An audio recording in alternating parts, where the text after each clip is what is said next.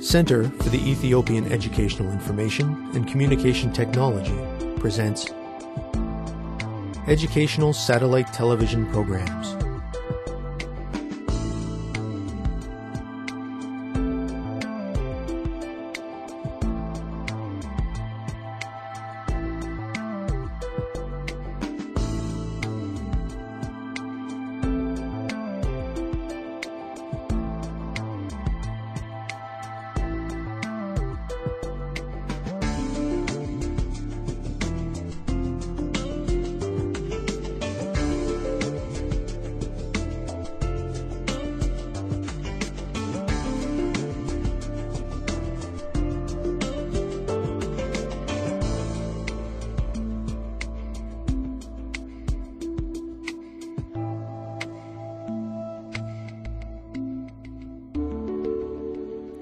Hello, teacher. Hello, students. Welcome to today's lesson on gender issues. In this lesson, we are going to discuss the role of women and minority groups in today's society, how that role has changed in recent years, and how we can use affirmative action to compensate people who have been discriminated against. Students, if you are ready, let us begin today's lesson by discussing the opportunities for women in Ethiopia today. As you know, women are an important part of all aspects of our society. They are essential to our culture, our economy, our families, and our everyday lives. Yet, despite this, they do not have the same opportunities as men do. Few women work. Those that do work do not make as much money. They do not get promoted as quickly in their jobs. And they do not receive an equal share of the rewards our country has to offer. Why is this? We will begin today's lesson with an activity. Students, please work with a partner and discuss why you think women are not treated the same as men in Ethiopia. Make sure that one of you writes down your ideas. You may begin. Students, let's get ready. Begin.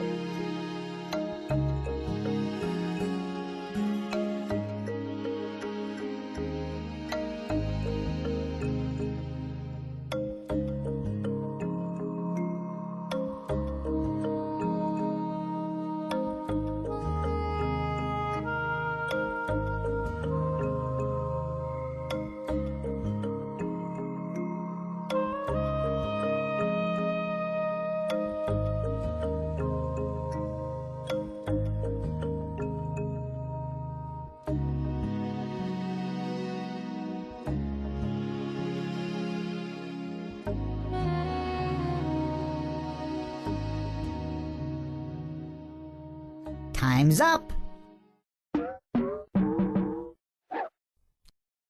Let's get back to our lesson. Welcome back, students. I am sure you had some interesting discussions. What reasons did you think of? There are several reasons why the genders are treated differently. For example, traditional social practices have allowed discrimination of women in the past. There are few laws demanding fair treatment of women, and even those laws are very recent. The media do not take women's issues seriously or represent them adequately. There are other correct answers too, of course. Perhaps you wrote some that I did not mention. Let us look briefly at the history of gender equality in Ethiopia. Before the revolution in 1974, women's groups such as the Ethiopian Women's Welfare Association and the Ethiopian Female Students Association were based almost entirely in cities. They did not have any power within the government itself. After 1974, the revolutionary Ethiopian Women's Association appeared to be a step in the right direction. Unfortunately, it led to very little direct benefit to women themselves. As a result, until very recently, the Ethiopian government did not have any laws about women's equality. It was only with the first elected government in 1995 that priority was given to increasing equality between men and women.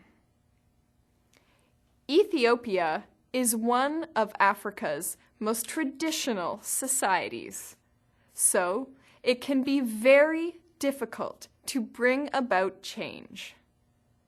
Violence against women is still a major problem. In a 2005 World Bank study, almost 70% of urban women and nearly 90% of rural women believed that their husbands had a right to abuse them physically. Beatings and marital rape are common, particularly outside the cities. We must then ask ourselves, why is it important to treat women fairly and equally? So many girls are married young that it leads to very high numbers of women dying during childbirth. Gender equality is important in order for women to live long and happy lives. More than 4 men in 5 are part of the workforce in Ethiopia. Less than 1 in 4 women can work. This means that almost half of the Ethiopian population is unable to contribute. More and more countries in Africa are beginning to give rights and privileges to women. As a result, those countries are seeing themselves grow more successful as their women grow stronger.